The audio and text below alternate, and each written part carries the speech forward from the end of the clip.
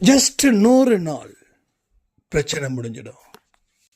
4th ஸ்டேஜில் ஒரு cancer patient அவங்க 3rd ஸ்டேஜுக்கு வந்துட்டு தான் ரிப்போர்ட் சொல்லுதுன்னு ஒரு சாரம் சொன்னாங்க. ஸோ எந்த நம்பிக்கையில் நடந்தது? அந்த நம்பிக்கை உங்களுக்கு ஏன் இல்லை? உங்கள் பாரத்தை இறக்கி வச்சிங்க, சாய்பா வெற்றி கொடுத்தாரு. இப்போ உங்கள் வீட்டில் இருக்கக்கூடியவர்களோட பாரத்தை ஏன் அவர்கிட்ட இறக்கி வைக்கல? ஸோ பிரச்சனை தீராததுக்கு இதுவும் ஒரு முக்கிய காரணமாக இல்லையா? ஸோ நிச்சயமாக சொல்கிறேனே, என்னைக்கு அவரை தேடி நீங்கள் போனீங்களோ, உங்களை தேடி அவர் வந்தாரோ, அன்றைக்கே கர்மா பலம் இழந்து போய்க்கிருக்குது.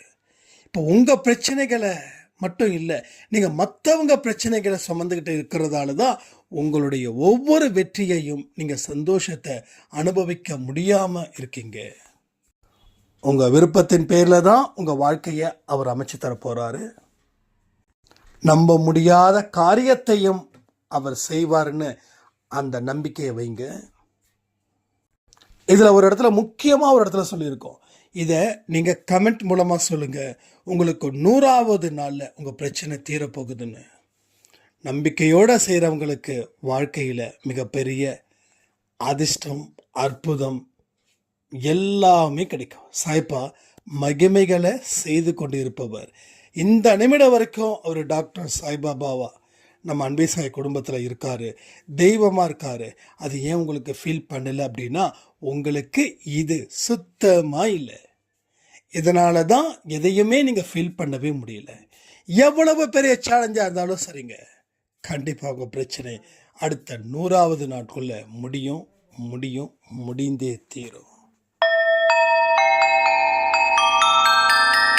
ஓம் சாயிரா சாயிரா, ஓம் சாயிரா சாயிரா, ஓம் சாயிரா சாயிரா, அன்பே சாயிரா, பேரன்பே சாயிரா, அகிலம் தளிக்க ஆத்மா விழிக்க அனுதினம் சாயிரா, எங்கள் அன்பே சாயிரா.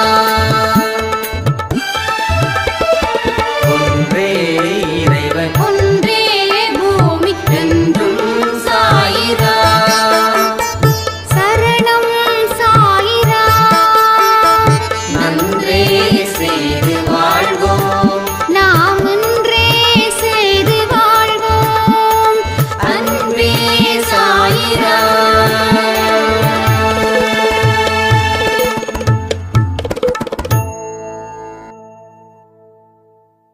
சாயிராம். என் உயிரின் உயிரானவர்களே, இங்க நிறைய பேர் சாயப்பா கிட்ட ஏகப்பட்ட குறைகளை சொல்லிக்கிட்டு இருக்கீங்க. எத்தனையோ கவலைகள். இங்க கவலைக்கு பஞ்சமே இல்லை. சந்தோஷத்தை பார்த்து எத்தனையோ வருஷம் ஆச்சு. எங்கேயாவது கொஞ்சமாவது ஒரு வழி கிடைக்காதா? என்னாலையும் வாழ முடியாதா? நானும் மதிப்பு மிக்க மனுஷியா நிற்க முடியாதா? அப்படின்னு ஏகப்பட்ட கேள்விகள், ஏகப்பட்ட குழப்பங்கள். இதன் மூலமா எடுக்க வேண்டிய முடிவுகளும் எடுக்க முடியாம, வாழ்க்கை என்ன பண்றதுன்னு தெரியாம, ஒரு திக்கு தெரியாத இடத்துல நிற்கிறது போல ஒரு ஃபீல், ஒரு தனிமை, ஒரு நெருக்கம், ஒரு மன அழுத்தம் எல்லாமே இங்க சேர்ந்த ஒரு கலவையா மாறிடுச்சு. கர்மாக்கள் இருந்த விடுதலை அடைந்தும் இன்னமும் சில பேருக்கு வாழ்க்கை மாறல அப்படின்னாங்க. நான் கேட்டேன், கர்மாக்கள் எப்படி உங்களை விடுதலை அளிச்சதுன்னு. அப்போ அழகான ஒரு பதில் சொன்னாங்க. இல்லை சாய்ராம், அதுக்கு முன்னாடி பல ஸ்டெப்பு எடுத்து வச்சாதான் வாழ்க்கையில் அடுத்தது நடக்கும். ஆனால் இப்போ சில அடிகள் எடுத்து வச்சாவே வாழ்க்கையில் அற்புதம் நடக்குது. ஆனால் என்னமோ ஒரு குறை இருந்துக்கிட்டே இருக்குது. நான் சரியானாலும் பிறரை என்னால் சரி பண்ண முடியல. அது இன்னும் அழுத்தம் கொடுக்குது. இதுக்கு முன்னாடி பிறரை பற்றி நான் கவலைப்படலை, ஏன்னா என்னை பற்றி கவலைப்பட்டது அதிகம். இப்போ எனக்கு கர்மாக்கள் முடிஞ்சது போல ஒரு ஃபீல். இப்போ என்னுடைய முயற்சிகளுக்கு எந்த பிரச்சனையும் இல்லை. ஆனால் என் கூட இருக்கிறாங்களே, எங்கள் குடும்பத்தில் இருக்கிறாங்களே, அவங்கள சில விஷயங்களை மாற்றிக்காம இன்னமும் இப்படி பிடிவாதமாக இருந்தால் என்ன ஆகுமோன்னு சொல்லி ஒரு பயம் எனக்குள்ளே இருக்குது. இதெல்லாம் நினைச்சாவே நான் சரியில்லாமல் போயிடுவனோ, மறுபடியும் பழைய மாதிரி ஆயிடுவனோன்ற ஒரு பயம் எனக்கு இருக்கு அப்படின்னாங்க. இப்போ ஒட்டுமொத்த பிரார்த்தனை எப்படி தெரியுமா இருக்கு? குடும்பத்தில் இருக்கிறவங்களுக்காக தான் இருக்கு. நமக்கான பிரார்த்தனை எதுவுமே இல்லை. அப்போ இது சரியா, இது தப்பா? இது எப்படி சரி பண்ண முடியும்? இதை சரி பண்ணுறதுக்கு என்னென்ன வழிகள் இருக்குது? இதையெல்லாம் தான் இந்த பதிவில் நம்ம பார்க்க போகிறோம். இந்த மாதிரியான மனநிலை உங்களுக்கும் இருக்குது அப்படின்னா கமெண்ட் பண்ணுங்க. ஃபஸ்ட்டு பாயிண்ட்டு, உங்கள் கர்மாக்கள் முடிஞ்சிடுச்சுன்னு நீங்கள் சொன்னீங்கல்ல, அது உண்மையிலே சொல்கிறேன், உங்களுக்கு மிகப்பெரிய பாராட்டுகளை நான் தெரிவிச்சுக்கிறேன். ஏன்னா நீங்கள் எவ்வளவு கஷ்டப்பட்டு இந்த கர்மாவை நீங்கள் முறியடிச்சிங்கன்றது எனக்கு நல்லா தெரியும். ஏன்னா உங்களில் ஒருத்தன் தான் நான். எவ்வளவு போராடி இருப்போம், எவ்வளவு தியாகம் பண்ணி இருப்போம், எத்தனை நல்ல விஷயத்தை உள்ள வச்சிருப்போம், எத்தனை மோசமான விஷயத்தை கஷ்டப்பட்டு துரத்தி இருப்போம். இது எல்லாமே நீங்கள் பண்ணியிருக்கீங்க. அதனால தான் எடுத்து வைக்கக்கூடிய சில அடிகளில் உங்களுக்கானவைகள் வெகு எளிதில் கிடைச்சிடுது. ஆனால் பிறருடைய மனநிலையை நீங்கள் அறியும் போது அது மிகுந்த மனவேதனையை கொடுக்குது. முதல்ல நீங்கள் இந்த இடத்துக்கு வந்ததுக்கு சாய்ப்பா கிட்ட நான் ரொம்ப நன்றிகளை தெரிவிச்சுக்கிறேன். ஏன்னா இது நமது குடும்பம் இல்லை, இது நமது குடும்பம் இல்லை. அப்போ நம்ம குடும்பத்தில் ஃபஸ்ட் ப்ரைஸ் வந்தாங்க, ஃபஸ்ட் இடத்துக்கு வந்தாங்கன்னா நாம் அப்ரிஷியேட் பண்ணாமல் வேறு யார் அப்ரிஷியேட் பண்ண முடியும்? அதனால் நிச்சயமாக சொல்ல ஒரு பெரிய பாராட்டுகளை நான் தெரிவிச்சுக்கிறேன். சரி, அடுத்தது என்னங்க? என் கணவர் சரியில்லை, என் மனைவி சரியில்லை, என் குழந்தை சரியில்லை, இன்னும் சில உறவுகள் சரியில்லை. இது எனக்கு பெரிய மன உளைச்சலை கொடுக்குது. ரைட்டா? இங்கே யாருக்காவது அது மாதிரி கொடுக்குதா? நான் சரியாக இருக்கேங்க, ஆனால் பிறர் எனக்கு ஒரு தீர்க்க முடியாத தலைவலியாக இருக்காங்க அப்படின்னு யாராவது சொன்னீங்க அப்படின்னா கமெண்ட் பண்ணுங்க. அப்போ கடவுள் ஒரே விஷயத்தை தான் சொல்கிறாரு, உனது பாரத்தை நீ சுமந்த, உன்னோட பாரத்தை என்கிட்ட இறக்கி வச்சுடு. உங்கள் பாரத்தை நீங்கள் அவர்கிட்ட இறக்கி வச்சதால உங்கள் வாழ்க்கையில் அடுத்த அடுத்த அடி வெற்றியை தேடி தந்தது. ஏன்னா பாரமே இல்லாமல் நடக்கும்போது ஃப்ரீயாக நடக்கலாம், பாரத்தோடு நடக்கும்போது ஃப்ரீயாக நடக்க முடியுமா? பாரம் இல்லாமல் ஒருத்தன் ஓடுறான், பாரத்தோடு ஓடுறான். ஒன்றும் இல்லை, ஒரு ஓட்டப்பந்தயம் ஒலிம்பிக்கில் ஓடுறாங்க, 10 பேர் ஓடுறாங்க, 10ல் ஒருத்தர் மூட்டை தூக்கிட்டு ஓடுறான். இப்போ மூட்டை தூக்கிட்டு ஓடுறவன் வெல்வானா, இல்லை அந்த 9 பேரில் யாராவது வெல்வதற்கு சான்ஸ் இருக்குதா? அப்போது மூட்டை தூக்கிட்டு ஓடுறவன் சத்தியமாக ஜெயிக்க மாட்டான். அந்த 9 பேரில் எவனுக்கோ ஒருத்தன் தான் வெற்றி. ஏன்னா ஓடுறதுக்கு முன்னாடி தெரிஞ்சுக்கலாம், இவன் பெரிய மூட்டையை சுமந்துக்கிட்டு இருக்கான். அப்போது உங்கள் மூட்டையை நீங்கள் இப்போ இறக்கி வச்சுட்டீங்க, இப்போ 10ல் நீங்களும் இருக்கீங்க. ஸோ யார் வேணாலும் வெற்றி அடையலாம். இது வரைக்கும் மூட்டையை தூக்கிக்கிட்டு ஓடுனீங்க, அப்போவே நீங்கள் அசரலை. இப்போ மூட்டையை இறக்கி வச்சுட்டு ஓடுறீங்க. ஸோ உங்களுக்கு தான் 10ல் 1 வெற்றி. ரைட்டா? மூட்டையை தூக்கி வச்சுக்கிட்டே ஓடுன நீங்க இப்போ மூட்டையை இறக்கி வச்சுட்டு ஓடும்போது அப்போ யார் எளிதில் வெற்றி? உங்களுக்கு பெரிய தலைவலி தீர்ந்தது போல இருந்துச்சு. இப்போ என்ன பிரச்சனை தெரியுமா? உங்க பாரத்தை அவர்கிட்ட இறக்கி வச்சதால உங்க ரூட்டு கிளியர் ஆயிடுச்சு. இப்போ உங்க ரூட்டு கிளியர் ஆன உடனே உங்க கையை காலில் நமன்னு இருக்குது. என்னடா இத்தனை நாள் பெரிய பாரத்தை தூக்கி வச்சோம், இப்போ அது இல்லை, பொசுக்குன்னு இருக்குதுன்னு சொல்லி இந்தா புடி குடு. உங்கள் கணவருடைய பாரத்தையோ, உங்கள் மனைவி பாரத்தையோ, உங்கள் மாமனார் மாமியார் பாரத்தையோ, உங்கள் குழந்தை பாரத்தையோ தூக்கி சுமந்து ஓடுறீங்க. அதனால தான் இப்போ இந்த பிரச்சனை. அப்போது உங்களுடைய வே ஆஃப் மெத்தடாலஜி டெக்னாலஜி என்ன? உங்கள் பாரத்தை அங்கே தூக்கி வச்சதால நீங்கள் ஜெயிச்சிங்க. இப்போ உங்கள் கணவரோட பாரத்தையும் இல்லை மாமனார் மாமியாரோட பாரத்தையும் இல்லை மனைவி பாரத்தையும் அங்கே தூக்கி வச்ச என்ன சாமி பிரச்சனை? என்ன பிரச்சனை? அப்போ இந்த விஷயத்த நீங்க செய்யாம இருக்கிறதால பாரம் அதிகமாகுது. இப்போ உங்களுடைய தனிப்பட்ட முறையில் இருக்கக்கூடிய ஒரு சக்சஸ்ஃபுல்லான லைஃபையோ இல்லை ஒரு பவர்ஃபுல்லான லைஃபையோ நீங்க என்ஜாய் பண்ண விரும்பல. நீங்க சோக கீதத்தை எகைன் இசைக்கிறீங்க.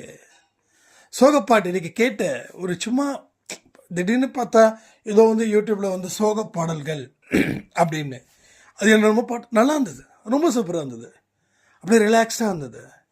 அப்போ தான் நினச்சேன், சோகத்தில் இவ்வளவு பெரிய ஒரு நிம்மதி கிடைக்குதா அப்படின்னு.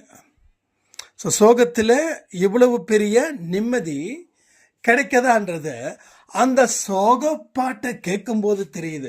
அப்போ சோகமாகவே இருக்கிறவங்களுக்கு அது ஒரு ரிலாக்ஸ்டாக இருக்குது. என்ன பண்ணுறது, ஏது செய்யறது, இப்படி நடக்குது அப்படி நடக்குதுன்னு. ஆனால் அதே இடத்துல தான் உட்கார முடியுமே தவிர நகர முடியாது.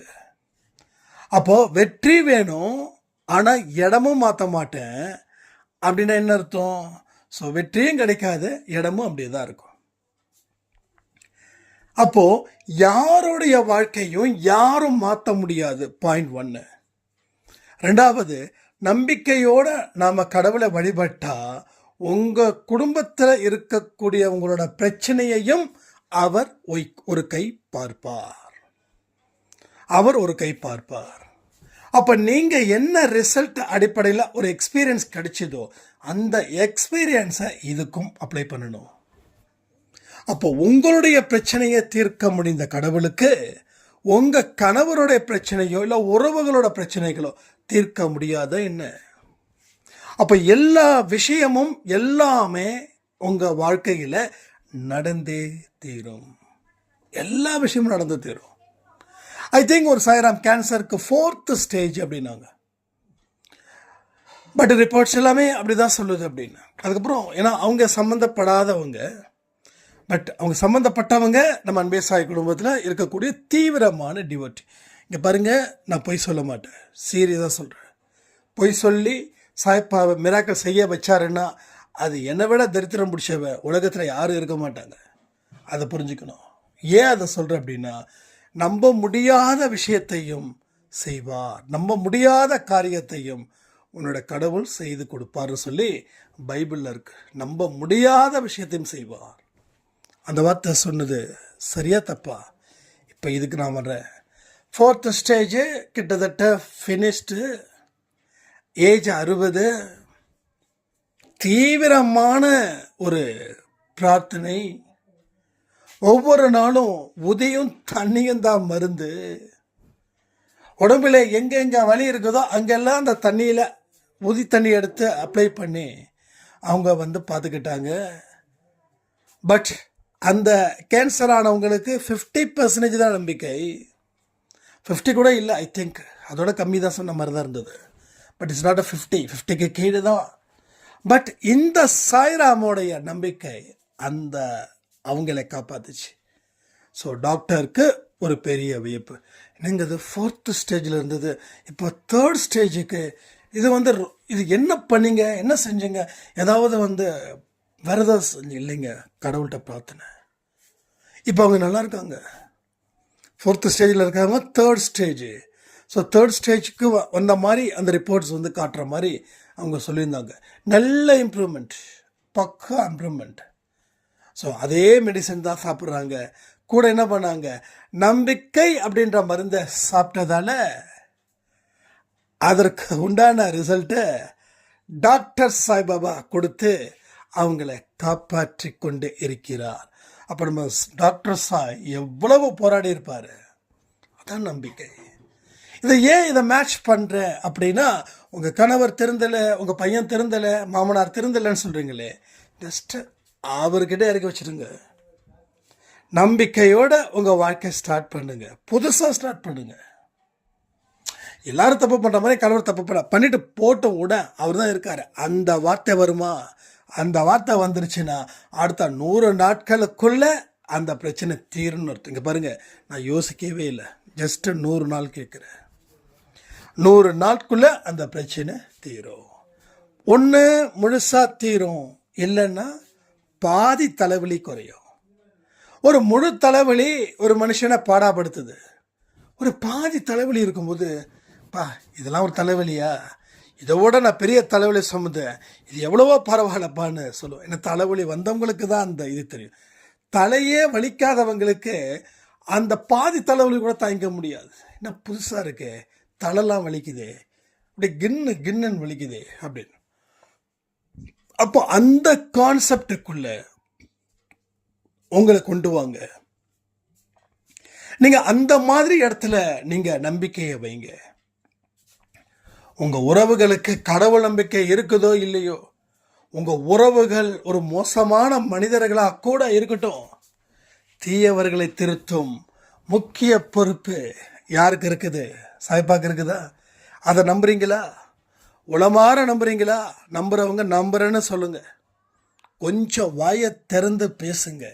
ஏன்னா உங்களுடைய பேச்சுகளை நம்ம சாய்பா கேட்க தயாராக இருக்காருன்னும் போது, ஏன் மௌனம்? இந்த மௌனத்தால் என்ன சாதிக்க போகிறீங்க? மௌனம் இருக்க வேண்டிய இடத்துல இருந்தால் வெற்றி, அதே மௌனம் எல்லா இடத்துலையும் இருந்தால் தோல்வியாயிடுமே. ஸோ குதூகலமாக சொல்லுங்கள், நம்பிக்கையோடு சொல்லுங்கள், எஸ் என்னோட கணவரை இல்லை என்னோட உறவுகள் அவருடைய அவங்க கேரக்டரை இவர் அடுத்த 100 நாட்களுக்குள்ள மாற்றி கொடுப்பாருன்னு சொல்லுங்கள். இப்போ யாரெல்லாம் இந்த கமெண்ட்டில் சொல்கிறீங்களோ அத்தனை பேருக்கும் 100வது நாள் நல்ல ரிசல்ட்டு, நல்ல ரிப்போர்ட்டு உங்களுக்கு வரும். அதை நான் சாட்சியாக நம்ம அன்பே சாயில் சொல்கிறேன். இதெல்லாம் நிச்சயமாக சொல்லி ஆகணும். ஏகப்பட்ட விஷயங்கள் நடந்துக்கிட்டு இருக்குது, மிராக்கிள்ஸ். எனக்கு அந்த வாட்ஸ்அப் அன்பே சாய் நம்பரில் நான் அதிகமாக வாட்ஸ்அப் யூஸ் பண்ண முடியாமல் இருக்கிறதால தான் அதனால் சரியாக ரேட் பண்ண முடியல. முக்கியமான விஷயத்த நான் ரேட் பண்ணுறேன், நான் உங்களுக்கு ஆன்சர் பண்ணிகிட்ருக்கேன் நான். ஸோ எல்லா விஷயங்களும் கண்டிப்பாக டெஃபினட்டாக ஒரு நாளும் நடந்தே தீரும். ஸோ நம்பிக்கை இல்லாத இடத்துல தெய்வங்கள் இல்லை, நம்பிக்கை இல்லாத இடத்துல முன்னேற்றம் இல்லை, நம்பிக்கை இல்லாத இடத்துல என்ன இல்லை? அமைதி செத்து போயிடும், சந்தோஷம் செத்து போயிடும், நிம்மதி செத்து போயிடும். எஞ்சி நிற்பது என்னவோ அதுதான். அது நம்ம வாழ்க்கைக்கு ஆபத்தை கொடுத்துடுமே. என்ன பண்ண முடியும்? என்ன செய்ய முடியும்? இருக்கிற வாழ்க்கையை வாழ்ந்து சந்தோஷமாக இந்த உலகத்தை விட்டு போயிட்டு மறுபடியும் அடுத்த பிறவியில் நாம் எதிர்பார்த்தது போல வாழ்க்கையை வாழணுன்ற லட்சியம் இங்கே ஏன் உங்களுக்கு இல்லை? இருப்பதற்கு முயற்சி பண்ணுங்க, எல்லா விஷயங்களும் நடக்கும். ஆனால் அந்த முயற்சி நம்பிக்கையின் அடிப்படையில், சாயப்பாவின் அடிப்படையில் அந்த முயற்சி இருப்பதை போல பார்த்து கொள்ள வேண்டும். அப்பொழுதுதான் வாழ்க்கையில் ஒரு மிகப்பெரிய வெற்றியை நீங்கள் தேட முடியும்னு சொல்லி இந்த பதிவை நான் முடிக்கிறேன். ஜெய் சாய்ராம்.